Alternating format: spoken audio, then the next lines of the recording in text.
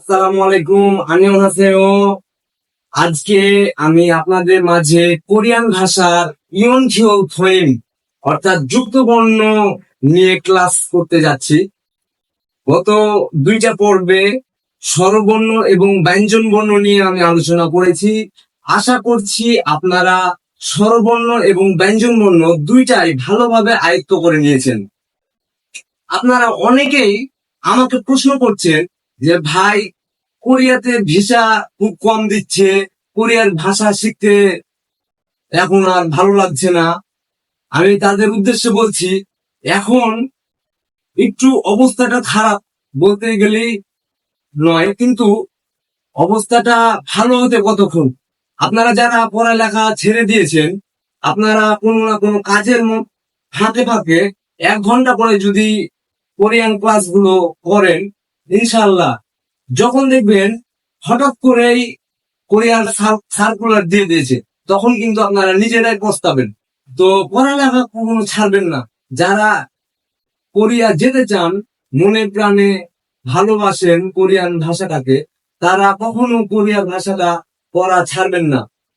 তো আজকে শুরু করা যাক ইয়নগিও থোয়েন অর্থাৎ যুক্ত বর্ণের ক্লাস। স্বরবর্ণের যুক্ত বর্ণ আছে 11টি এবং ব্যঞ্জন বর্ণের যুক্ত বর্ণ আছে 5টি। যারা স্বরবর্ণ এবং ব্যঞ্জন বর্ণ করেছেন, তারা কিন্তু আজকের ক্লাসটা অনেক সহজ হয়ে যাবে তাদের জন্য। তো ঠিক আছে, শুরু করা যাক।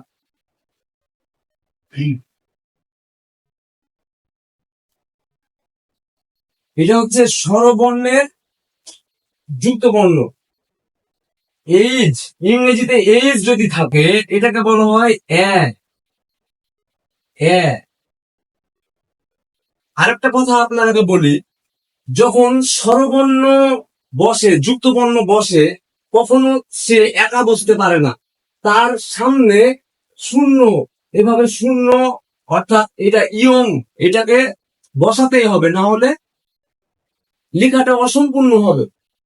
আর যদি ব্যঞ্জন বর্ণের পাশে স্বরবর্ণ থাকে, তখন শূন্য বসবে না, শুধুমাত্র একাই যদি বসে স্বরবর্ণ, তাহলে এরকম ইয়ং বসাতে হবে।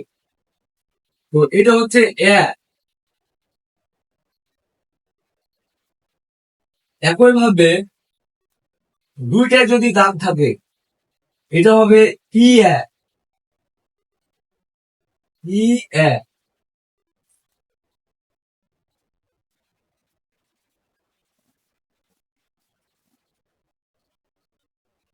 এভাবে যদি থাকে, এটা আমরা পড়েছিলাম ওয়া, আর এটা পড়েছিলাম ই স্বরবর্ণের।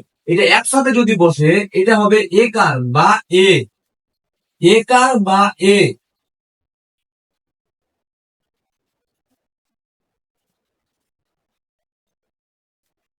একইভাবে যদি ই অ আর ই একসাথে বসে, তাহলে হবে ই এ। ই এ।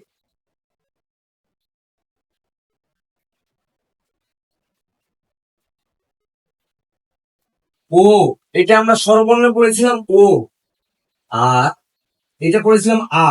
তাহলে কি হলো? ও আ। যারা স্বরবর্ণ করেছেন, তাদের মানে একবারে এই ক্লাসটা পানি পানি। এটা হচ্ছে ও, আর এটা হচ্ছে আ, একসাথে বলে ও আ। এটা হচ্ছে ও আ। আবার ও, ও আর এই এ যদি বসে,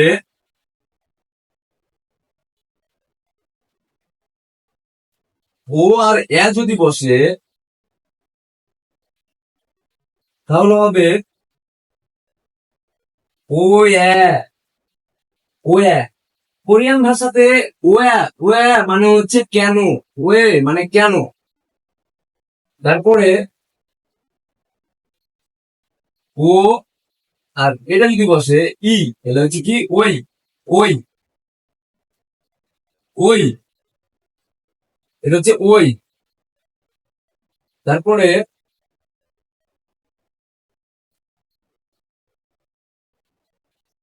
এটা হচ্ছে কু। এটা হচ্ছে, এটা হচ্ছে কু। এই যে উ আর ও যদি বলে উ অ উ অ উ অ, এটা হচ্ছে উ অ। তারপরে আবার যদি উ দি আবার এ দি তাহলে হবে উ এ উ এ, এটা হচ্ছে উ এ।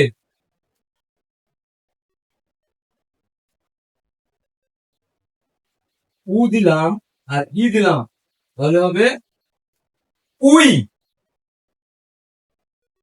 এটা হচ্ছে উই। এই যে এই উটা আছে এই উটা কিন্তু এভাবে উচ্চারণ আমি বলেছিলাম উ, সামনের দিকে ঠোঁট করা হবে উ। আর এই যে এটা হবে দাঁতে চিপা, দাঁতে চিপা উ, এই উ। আর এটা যদি থাকে তাহলে হবে উই, এটা হবে উই। তো এটা হলো যুক্তবর্ণ, স্বরবর্ণের যুক্তবর্ণ 11টি। আপনারা যারা লিখে নিবেন খাতাতে তুলে নেন, এই যে 11টি স্বরবর্ণের যুক্তবর্ণ, এগুলো কিন্তু ব্যঞ্জন বর্ণের সাথে বসে। ব্যঞ্জন বর্ণের সাথে বসলে শব্দ সমষ্টিগুলো তৈরি হয়। আপনারা খাতাতে তুলে নেন।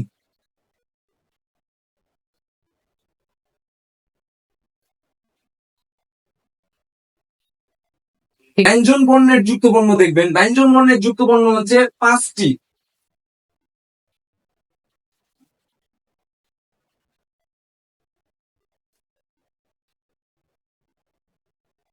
এটা হচ্ছে কিউব, এটাও কিউব।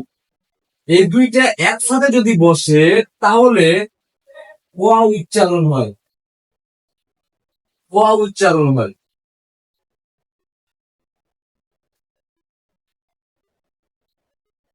দুইটা দিউত, দিউত এটাও দিউত। এই দিউত যদি একসাথে বসে তাহলে ত উচ্চারণ হয়, ত।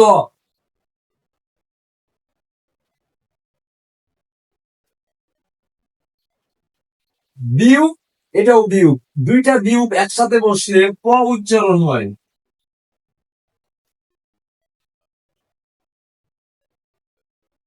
এটা হচ্ছে সিউত অর্থাৎ দন্তাস। একটা যদি থাকে তাহলে হবে দন্তাস, আর যদি দুইটা বসে তাহলে হবে তালে বস্য।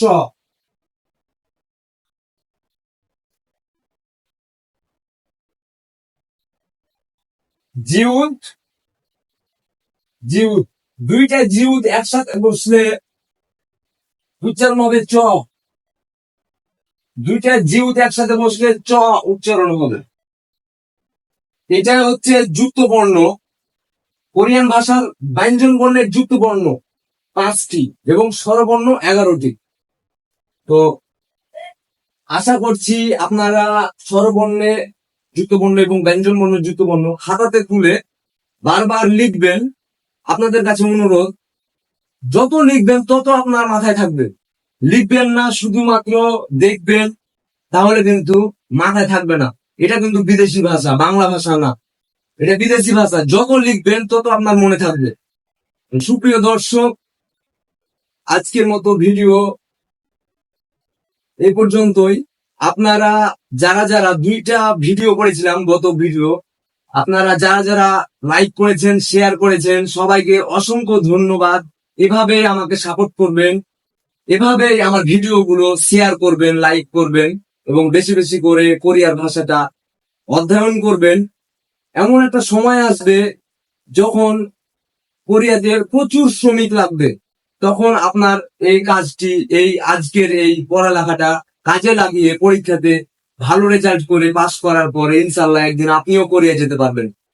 তো আমার জন্য দোয়া করবেন, সুস্থ থাকবেন। খামসাহামনিদা।